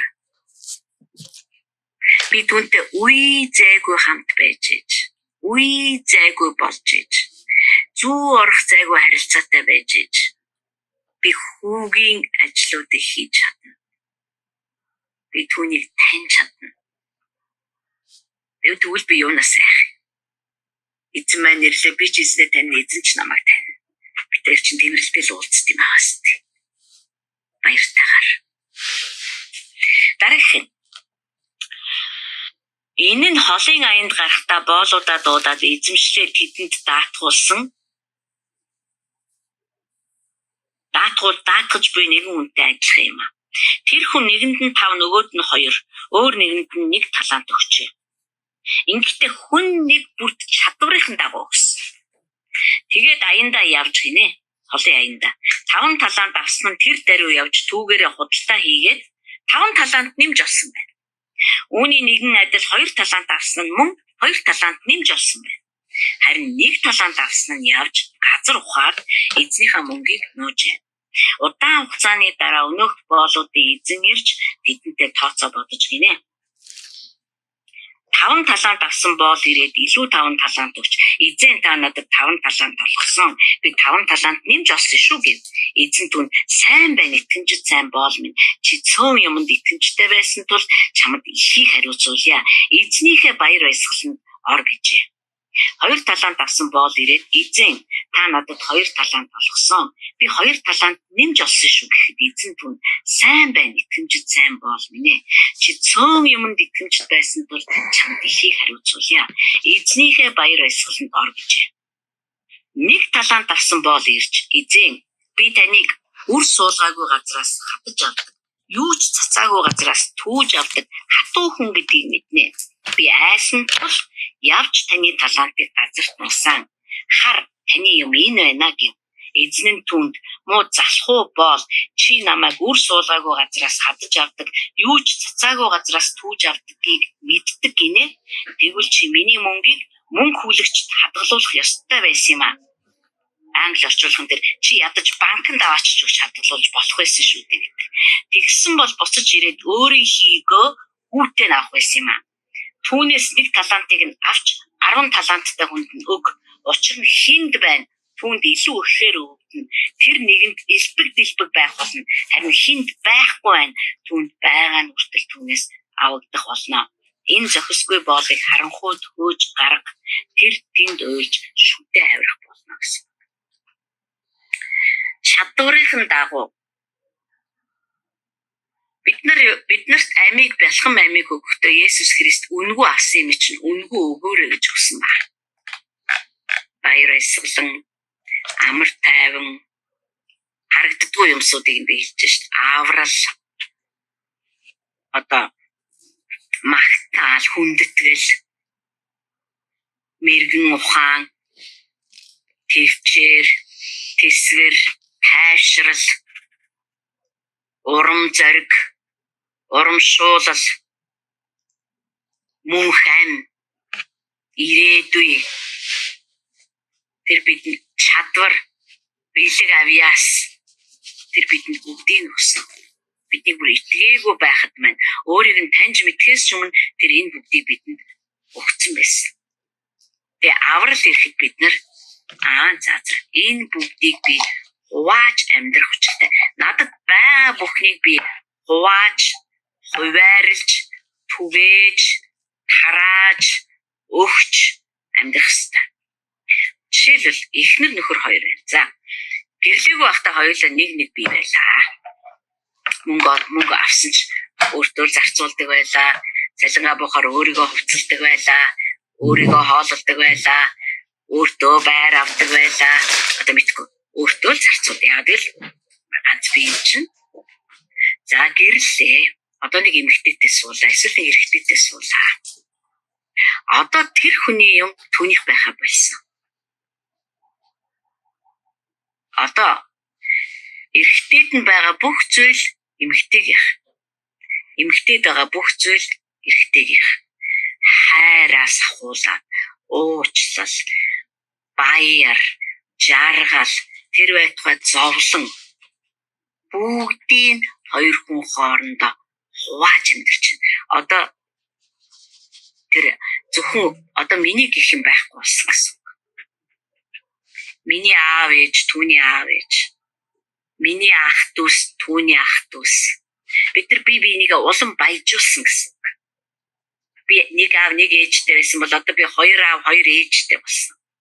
Би 3 дүүтэй байсан бол би 6 дүүтэй болсон. Бид нар баяжж эхэлдэг. Миний баяр хөөр одоо манай нөхрийн баяр хөөр, манай нөхөр баярлж ивэл би миний баяр хөөр. Миний олж байгаа бүхэн түүнийх, түүний олж байгаа бүхэн минийх. Ихтэй бурхан биднээс хизээч надад байхгүй юмыг шаардахгүй. Тэр надад юу байгаа, ямар багтаамжтай, ямар чадвартай, яг түүний дагуу надтай тооцоо хийнэ гэсэн. Надад байгаа авиас би нэг одоо авиас гэж нэрлэнэ үү, одоо нэг үүсэл гэж нэрлэнэ үү, бэлэг гэж нэрлэнэ үү. Зарим хүн үнэхээр одоо бусдад юм заах нэгүсэлтэй байж болно. Бусдад юм заах чадвартай байж болно. Тослогоотой байж болно. Энэ чинь зөвхөн би энэ авиасаа ашиглаад өөртөө одоо алдар нэр, мөнгө төгрөг, цол хэрэгм олж авахын тулд биш. Зарим хүн туйлын уран гартай одоо мис засалчин гартай байж болно.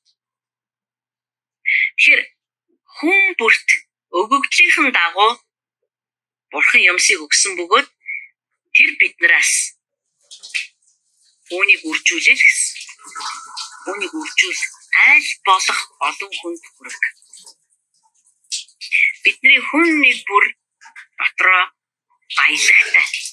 Христийн алдрын баялаг бидэнд байдаг. Бид нар энэ баялагаас хүмүүсийг одоо хүмүүстэй хувааж, шеэрлж одоо баяжуулж одоо амьдрах хэрэгтэй.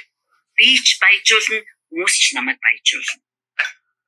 Тэгэхээр энэ хэсэгт яригдаж байгаа зүйл хамгийн сүүлд тэр нэг зоостой байсан. Тэгээд нөгөөдөг ч одоо ганцхан зоостой юм чинь алдчихвал юу ч болчих гээд байна шүү дээ. Тэгэхээр энэ үндсэндээ яг ямар айгүй тийм муухай хандлагын тухай ярьж байгаа юм л та. Ямар хандлага вэ гэхээр ерөөсөө эрсдэл гаргахгүй амьдрах. Эрсдэл гарах. Энэ боол хэлж шин. Үгүй би ингээд таныг бодоод байхад чинь та ч өөрөө айгүй хатуу шүү дээ. Та ер нь бол бүр ингээд хоосон газраас ч гэл юм автгал байхгүй. Тэгэхээр би бол нэг зоостой тэгээд тэр нэг зоосоор юм хийчихлээр чи би алдчихвал тэгээ юу ч хуцчих. Тэгээд би бол эрсдлээ тооцсон. Тэнгүүд бурхан чи нэр ямар ухаантай ингээд юм муу залах уу боолоо гэсэн. Тэгээд одоо чи наадах нэг зоосыг нь аав. Нэг талантыг 10 таланттай нүг. Тэгээд наатыга нүднээс талд оруулаа. Бидний итгэлийн амьдрал бол тэр чигээр эрсдэл байдаг. Яг л итгэл өөрөө эрсдэл байхгүй юу? Яг л бид нар дандаа харагддаггүй юм итгэдэг учраас Еврей номын 11-р бүлэгдэр итгэл бол найдаж байгаа зүйлсээ барьж авах бариулна юм а гэж хэлсэн. Бариулна. Одоо бид нар чинь нэг байнгын найдвар тгийж амьдрдаг шүү дээ. За өвдсөн байвал итгэрнэ. Би итгэх бол би эрүүл болох. Бидний итгэл маань тэр итгэлийг барьж авсан баг. Барьж авахд бүр бариул минь болж гисэн. Бид нар оюунаг өгдөөд хагалгаанд ороод дараад нь одоо хагалгааны хүндрэл болоод ингээд байдал аюу тийм игзэгтэй болж ирж байгаа. Бид нар түүнд итгэж байсан. Бидний итгэл маань тэр итгэлийг бодтой болгосон. Харагдахуйц болгосон. баригдахуйц болгосон. Одоо бид нар оюунаа эдгэрсэн гэдэгт одоо итгэж ядаад байх юм байх. Бидний найдвар биелсэн. Бид нар итгэлээрээ барьж авсан. Итгэл эрсдэлтэй.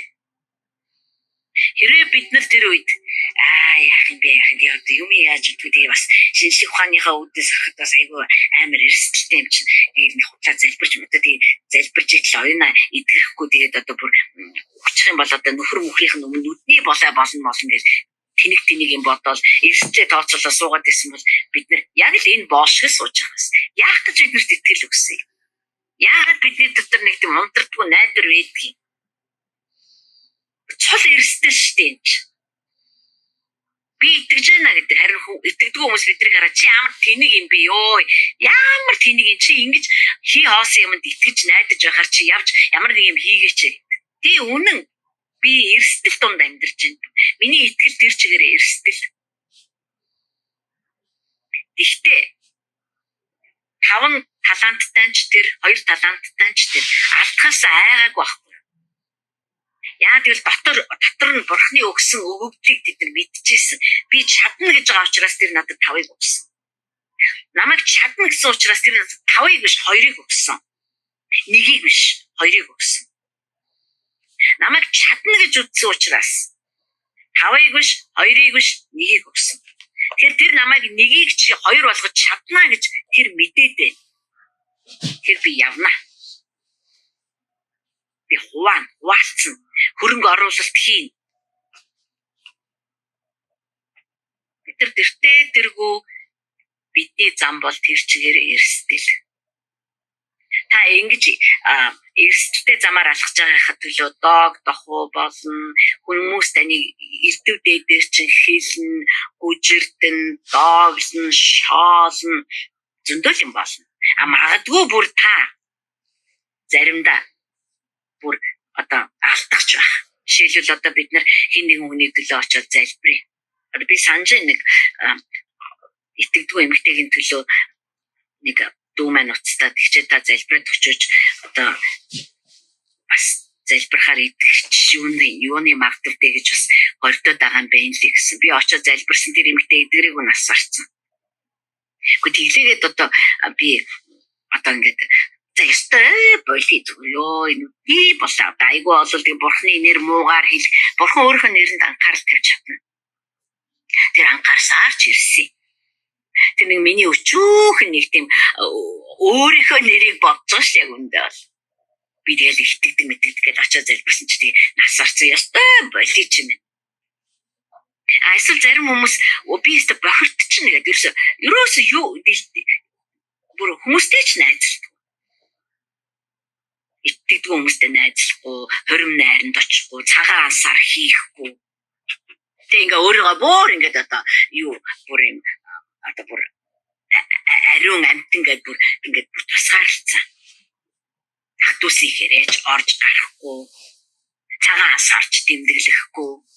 Яа тэгвэл одоо ингээд болий чимэн зүгээр эзнийг ирэхэд зүгээр ингээд ингэж байж байгаа л олдсон яшиг. Гэтэл бурхан биднээс хөөе чи би бол гэрэл чи миний гэрлэр юу хийвэ? Чи хин нэгэн лөө тусгав уу? Хөөе гэрэл энд байна шүү. Амны найдвар энд байна шүү. Бити цөхрөөрөө гэж яагаад дуудсан? Гэхдээ тэгэл ирэхгүй бол тэгэл шал димээ таны нэр ч бас миний нэр ч гэсэн тэгэл хоёулаа шалбааг нь тутагдаад. Гэхдээ бурхан нэрэндээ санаа тавьчих штэ. Тэгэл яахад тэгэл тоохгүй ирээч гэж ах тоохгүй байгаа хүмүүсийг бид нар яалтай гэлээ. Гэтэл ирэх хүн бас байж. Тийм учраас бид нар эрсдэлтэй зам дээр явж байгаа гэдгийг сандаг байх хэрэгтэй. Энэнд нэг амар ухаанаа уралдуулаад л ингээл бид нар өг дээдсээ харъя зүгээр. Лотод биш. Ноод бурхан хөвгч авдар барь гэсэн. Хөвгч авдар гэж байна шүү дээ. Хамгийн ойлгомжтой хэлээр нь л хэлсэн баг. Яа тэгвэл ноо чинь завь гэж мэдхгүй, сонгоц гэж мэдхгүй, бороо орно гэж мэдхгүй, үер буун гэж мэдхгүй. Хөвгч авдар барь гэсэн. Ноо бүр ерөөсө 120 жилийн турш одоо барьсан. Тэр авдар хэрэг би андуураагүй бол гэтээ нэгтэлж үзье. Өөрөөр хэлбэл Амьдралынхаа туршид юу хийсэн бэ гэхээр тэр нэг одоо хүмүүсийн нүдэнд бол утгагүй юм хийсэн. Хийгээл байсан. Гэхдээ тэр авдран дотор хинч орсон аврагдтал байсан. Ганцхан Ноа эхнэр нь 3 хүн 3 бэрэн л орсон. Бусад хүмүүс таагүй шүү дээ. Гэхдээ Ноа өөртөө өгсөн бүх өвөглөөрөө өөрт нь өгсөн тэр ажлыг хамгийн сайнаараа хийсэн. Тэр эрсдлээс айгаагүй, доромжлуулахаас айгаагүй, дооглуулахаас ичээгүй. Өдөр болгон түүнээс тэнэг Ноа тэнэгтэй тэнэгээ тэгж яхахын орж сургуульд явж сураач тэнэг минь. Тэгж яхахын орж на хүүхдүүдээ гадаад руу сургуульд явуулаад тэнэгтэй энэ ч бүр өөртөө хамтантай уйдчихсан байж идэг шүү. Ноа яг л дүлийн юм шиг л барай л байсан. Харин яг тэр өдөр ирэхэд өөрийг нь шоолоод илхэн өшчихсэн хүмүүс уйлаад бүр нүдээ бүртэрч уйлаач нэмэр болохгүйсэн.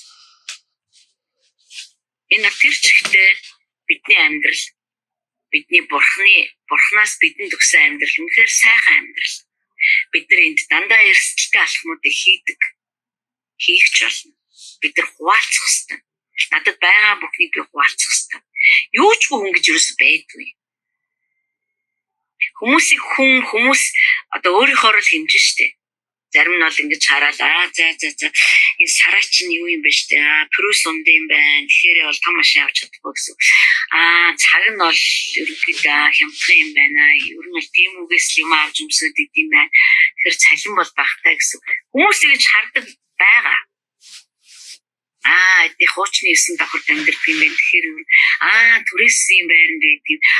Эдний чинь байр хөдөлтөж яарамгийн одоо 10 вилад авсан. Тэгэхээр овоо мөнгөтэй гэсэн тэгдэг баг. Харин бурхан биднийг өөрөөр хардаг. Яа бид тэр баялгаа бидний дотор цуцгаж яадаг. Энэ дотоод баялаг тэртээ рүү гадагшин гэдэгт би итгэдэг. Тийм учраас бидэнд юу ч байхгүй биш. Бидэнд маш их зүйл байгаа. Бидэнд хуваалцахад, тараахад, түгээхэд зөндөө юм байна. Би одоо миний тэр космос гэдэг цэцгээ тарьдаг юм жижигхэн дөрвөлжин бол жижигэлтэй дөрвөлжин хайрцаг. Тэр ч одоо нэг хааши метр тавьтай юм уртаараа өргөшөө бол 80 санттай тийм л жижигхэн талбайд бид космосыг тарьдаг. Гэхдээ би хурааж авахдаа тэрнээс ч их хурааж авсан. Одоо тэгэхээр энэ жил би тэр космосыг тарихдаа ганцхан тэр дотор багтааж чадахгүй. Тэр чинь бүр уут дүүрэн үр байгаа байхгүй. Тэгэхээр тэр космосыг одоо би бүр их том талбайд тарих хэрэгтэй болчихж байгаа. Бурхан бидэнд өгсөн амьдрал бол үр жимстэй, үр ашигтай, үр нөлөөтэй, үр дүнтэй, үрждэг, олширдаг, нэмэгддэг, хасагддаг, хорогддог биш. Яаж ч эрсдэл гаргасан заавал нэмэгдчихэдэг. Яг л ань бидний дотор биш. За 7:40 болсон байна. За сүүлийнхээ яриад би дуусгая.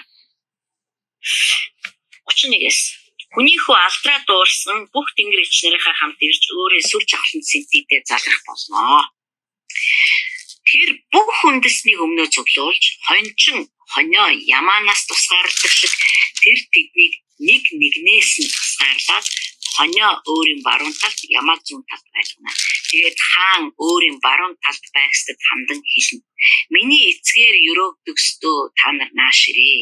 ертөнцийн суйраас та нарт бэлтгэсэн хаанчлалыг өвлөн авсгай.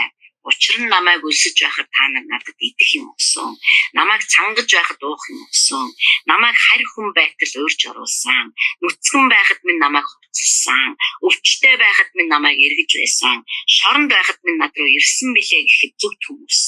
Түнд эзэн бид хизээ таныг өлсөж байхыг тань хараад хооллож, цангаж байхыг тань хараад уух юм өгсөн бэ. Хизээ бид таныг харь газрынх байсныг тань хараад урьж оруулан нүцгэн байхыг тань хараад хувцалсан бэ. Хизээ бид таныг өвчтөй байхыг тань хараад эргэж, шоронд байхыг тань хараад очсон юм бэ гэх болно. Тэгэхэд хаан тэдэнд үннээр би та нарт хэлье. Та нар эдгээр ах дүүсийн маань нэгэнд нь тэр байтугай хамгийн дордд нь тийхүү хандсан бол надад хийсэн хэрэг гэж хэлнэ. Тэгээд тэр өөрийн зүүн талд байгстад хандан хараагдагстаа надаас зайл. Диавол болоод түүний тэнгэр элч нарт бэлтгэсэн мөнх галд ор. Учир нь та нар намайг өсөж байхад идэх юм өгөөгүй. Цангаж байхад минь уух юм өгөөгүй. Намайг харь газрынх байхад урьж оруулаагүй. Нүцгэн байхад минь хувцлаагүй. Өвчтэй болоод шоронд байхад минь над руу ирээгүй гэж хэлнэ. Тэд мөн адил эзэн хизээ бид таныг өсөж цангаж харь газрын нүцгэн өвчтэй шоронд байхыг чинь хараад танд үйлчлээгүй юм бэ гэх болно. Тэр хариуд нь үннээр би та нарт хэлье. Та нар эдгээрийн хамгийн дордд нь ийхүү үйлдээг бол надад ч хийгээгүй хэрэг гэж хэлнэ. Тэд мөн шийтгэл харин зөвхт хүмүүс нь мөн аминд орох юм аа. За энэ нь бид нар өдөр болгон аягтай хоол, аягтай цай бариад гудамжаар хин нэгэнд өгөхгүйгээд байх тухай ерөөсөө яриагүй. Гэтэ энэ бол бидний яхахгүй өдөр тутмын маань зүрх ямар байх юм, хамтлаг минь ямар байх юм, энэ тухай бол хэлж байгаа. Тэр хэд хэдэн зүйлийг цөмөрөө дор хаяж хоёр зүйлийг энд тодруулж харъя. Ямар хүмүүст цай өгөх, хоол өгөх, ямар харь хүмүүс одоо ямар шоронд бай, ямар хүмүүсийг яриад байгаа юм бэ гэж. Энд болохоор зэрэг хоёр төрлийн хүн байна. Нэг нь болохоор зэрэг ерөөсө хүний нүдэнд өртдөггүй. Хүн ингэж зорж л харахгүй бол хүний нүдэнд өртдөггүй. Тийм хүмүүс. Нөгөөх нь санаатаагаар үл тоодог тийм хүмүүс. Одоо бид нар санаатаагаар үл тоодог. Тийм хүмүүс. Ийм хүмүүст та нар санаа тавьж яваа гэж. Бид нар одоо та би энийг илүү сайн ойлгомоор байна гэвэл Матай, Марк, Лук, Иохныг унш. Есүс Христ яг ямар хүмүүстэй харьцаад идэг гэсэн. Түүнийг үе түмэн хүмүүс дагдаг байсан. Гэхдээ тэр үе түмэн хүнд нь үйлчлээд байгаа. Түүний уулзаж, түүний эдгэж, түүний чөлөөлж, түүний ярилцаж байсан хүмүүс нь дандаа гадуурхагдсан санаатаагаар. Эсвэл хинч тоодгүй, эсвэл хэний ч нүдэнд өртдөггүй тийм хүмүүс байсан. Яг Христ зүрхтэй байхыг л яриад байгаа. Одоо 38 жилийн туршид нэг Бетесда гэж цөөрмийн хажууд хэвтжсэн нэг өвчтний тухай гардаг. 38 жил тэр хүн тэр цөөрмийн усыг хөдөлмөгцөн төрүүлж ороод эдгэрх юмсан гэдэг хүсэлтэйгээр тэр цөөрмийн хажууд олон одоо тийм янз бүрийн өвчтөй хүмүүстэй хамт хэвтэж байсан. Жилд нэг л удаа цөөрмийн усыг тэнгэрч хөдлөгдөг байсан гэж тэд нар үздэг байсан. Тэгээ яг хөдлөмөгцөн тэр ус дөнгөж хөдлөмөгц хамгийн түрүүнд орсон хүн идэгдэг байсан. Их тийм бяцхан хэмжээний гайхамшгууд болдог байсан. Есүс тэнд очсон. Тэгээ Есүс явж байгаад яг тэр 38 жил одоо тэр цөөрмийн хажууд хэвтэж байгаа тэр хүн дээр очсон. Тэгээ тэр хүнд асуудаг. Та одоо хичнээн жил ингэж хэвтэж байна вэ? Одоо Матай дээр байгаа та. Тэгэхэд тэр хүн юу гэсэн бэ гэхэд эзэн цөөрмийн ус хөдлөхийг би хүлээгээл байж байгаа. Даанч цөөрмийн усыг тэнгэрэлж хөдлөхөд намайг ийш нь оруулаад өгөх хинч байхгүй. Ерөөсөө юу тэрнтэй мантай. Тэр хүн бол ерөөсөө хэний ч нүдэнд өртөхгүй, хинч түнд тоож тусалж байгаа. Тэгээ Есүс түнд юу хэлдэг вэ гэхээр бас дэвсгэрээ ав гэртээ хайр гэж байгаа. Есүс одоо үнэхээр маш мэдрэмжтэй нэгэн байсан. Үнэхээр мэдрэмжтэй. Би нэг зүйлийг ерөөсөө санаансаа мартдаггүй. Олон жил, бараг 20 жилийн өмнө шахав шүү дээ. Догс 2007 оны 100 юм байна. 8 оны цун ч юм. Би Сингапурт явжсэн. Тэгээ Сингапурт нэг 2 давхар хаустай Сингапурт хаустай байна гэдэг бол уучлаарай Сингапур шиг юм байна. Малайзын жохоор мужид юм байна. Муарт ч жохоор мужид яг Сингапуртай хэлэлдэг. Бид нар Сингапур ороод явж исэн юм байна. Тэгээд 2 давхар хаустай нэг профессор эмч эмэгтэйг нь очижсэн. Итгэж эмэгтэй л дээ. Бид нарыг ураад ингээд хоолнд өрсөн, орой хоолнд өрсөн. Тэгээд бид нар очижсэн. 7-8 хүн байсан шиг санаж байна. Тэгээд бид тэр эмэгтэйгэнд ороод ороход тэр би ч нөгөө анхудаа тийм царцтай айлыг анхудаа харж байгаа. Өөрт нь бол би айлын гэрт тийм би тийм амар баян айлт ч орж үзээгүй. 2 давхар хаустай айгүй том гадаа талбай айгүй том. Тэгээд ингээл оронгууд чинь айгүй гай гандаг чулуун шал малтай. Өөр миний бараг амьдралдаа үзээгүй тийм баян айл байгаа байхгүй юу? Тэгсэн чинь тэр айл нэг жижигхэн хөөрхөн одоо зар цохинтой гэсэн. Одоо үйлчлэгч гэдэг одоо зарц гэдэг нь үйлчлэгч. Тэгээд тэр охин болохоор гэхдээ цалин авдаг. Тэгээд бүх юм хийдэг. Тэгээд надад айгүй санагдсан байхгүй эхлээд тийм үү нэрэл одоо ингээл 2 давхар байшин цэвэрлээд одоо энэ охин ингээл байдаг хта гэл би бас надад миний сонирхлыг татдаг байхгүй. Тэгээд ингээл хүмүүс айгүй юм яриад бас бид нэг сургалтын суугаа явжсэн. Тэгээд тэр сургалтын дээр болсон юмнуудыг яриад. Ерөөсөө би тэр охиныг хараад ирсэн ханахгүйсэн. Тэр охин ингээд чимээгүй нэг газар суугаад бидний яриаг сонсонгоо байнга эцэгтэй рүүгээ хараад. Айсгээл эцэгтэйгээ хараад. Тэгээд ерөөсөө эцэгтэй өөрлөнд харахад шууд босоод одоо тушаалыг биелүүлэхэд биелээ.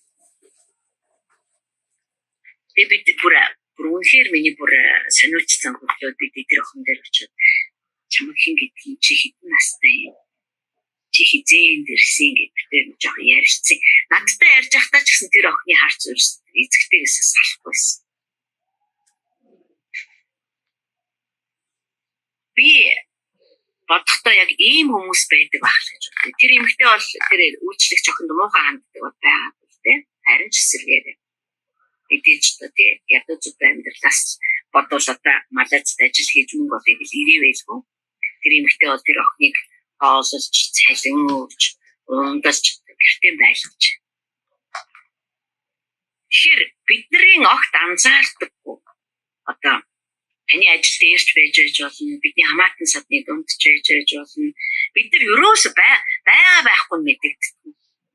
Ийм хүмүүс зөндөө байдаг. Тэр бурхан биднийг Христ зүрхтэй байгаасаа гэж хүсдэг.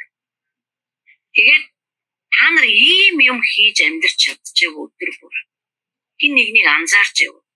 Анхаарч байв. Шоолдорлогдсон, сэжгэлсэн, хүмүүс ойртоос ч дургүй. Эсвэл зүгээр л анзаардгүй. Тийм хүмүүс та нар яг яаж хандаж байв? Энд чинь одоо нөгөө хинээс ч эргэж шагнал горддгүй тэр одоо ажлууд үйлсүүд, зөвхт үйлсүүд ч байна. Биднийг анзаарахтай бай, мэдрэмжтэй бай гэдэг шүү дээ цаанаас. Тэгээд энд миний баруун гар талд очоо би хон ямаагаа ялгаж байна. Би оюун гэрэл бас ярьжсэн л да. Хон ямаа хоёр хоорондоо их ялгаатай байдаг гинэ. Тэгээд хонь болохоор их сонин гин. Хоньыг биштэй хашаанд оруулахаар хаалганаас өөр газар өрөөс гардгүй.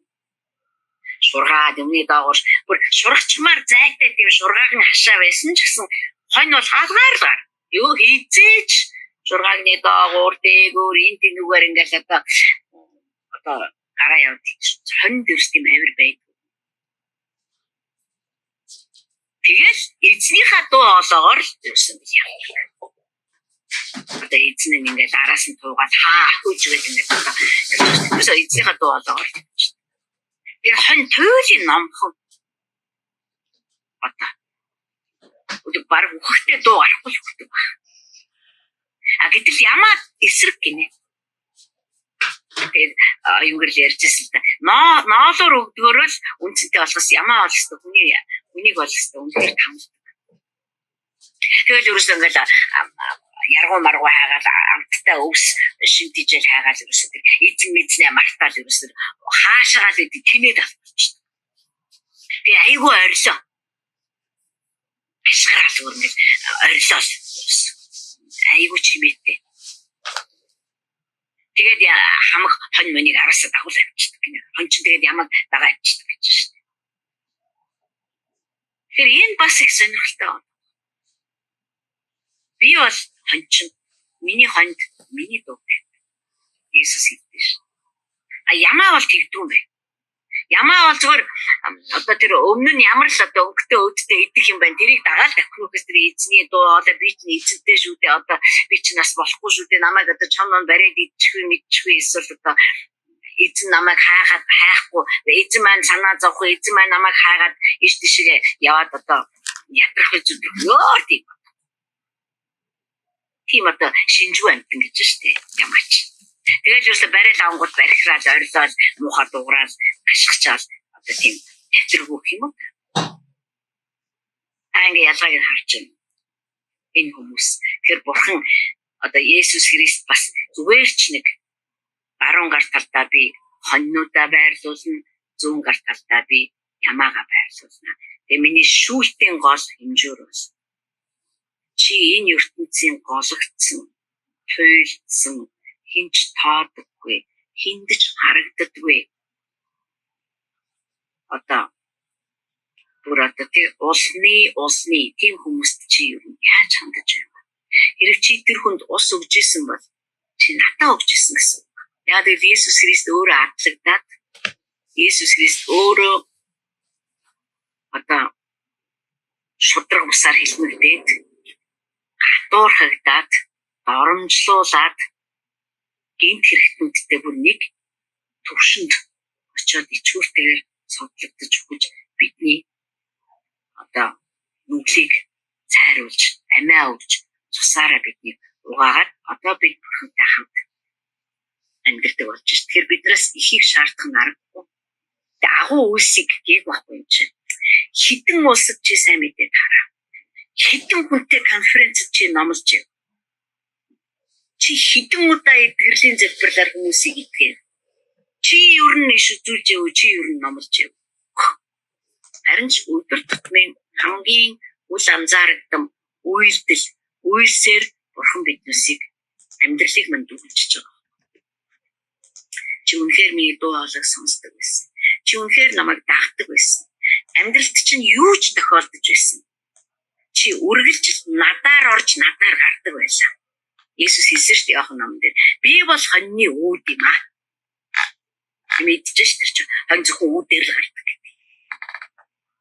Надаар орж чи тижээлээ аавна, надаар гарч чи хоол олж идэх. Чи тэгж байв. Эсвэл чи тэгэл ингээл одоо эзэнгүү одоо хоньчингүү болцсон хоньт шиг яв. Эсвэл чи ямаа шиг байв. Айгуу омгсон орилоо. Тэгэл ерөөсөө нүдэнд найл өнгөтэй харагдсан юм болгоны араас хөөцтэй явчихна. Ерөөсөө эзэнтэйгээ хамт байна гэж ерөөсөө байх. Юу босдог туслах. Бид нар амьдралаа түүний өмнө тайлагна. Энэ нь бол одоо бурхан миний дээр уур хилэнгээ асгахаас өөр. Бид нар амьдралаа тайлагна. Яаж амьдрсан бэ гэдгийг тайлагна. Өөрийнхөө төлөө л амьдрав. Өөрийгөө л бөөцөөлөл, өөрийгөө л одоо аргадаал, өөрийгөө л өрөвдөөл, өөрийгөө л гоцлал, өөрийгөө л гоёол одоо өөрийнхөө л төлөө амьдрав. Эсвэл чи байгаа бүхнээ хувааж амьдрав. Ямар ч ёстой орхоос айл. Чи анзаардаггүй хүмүүсийг анзаарч яв. Яа гэж би тэгж би өгөхтэй тийм байсан. Хүмүүс намайг би бурхны хүү гэж яхад хинч намайг надад итгээгүй. Миний сонгосон хүмүүсээс өөр.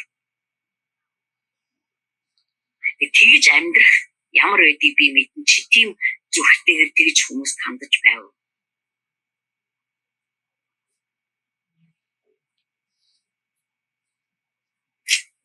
За, эдгээр зүйлсийг би яриа. Тэгээд дуусгая та бараг 2 цаг болчихж штэ. Тэгээд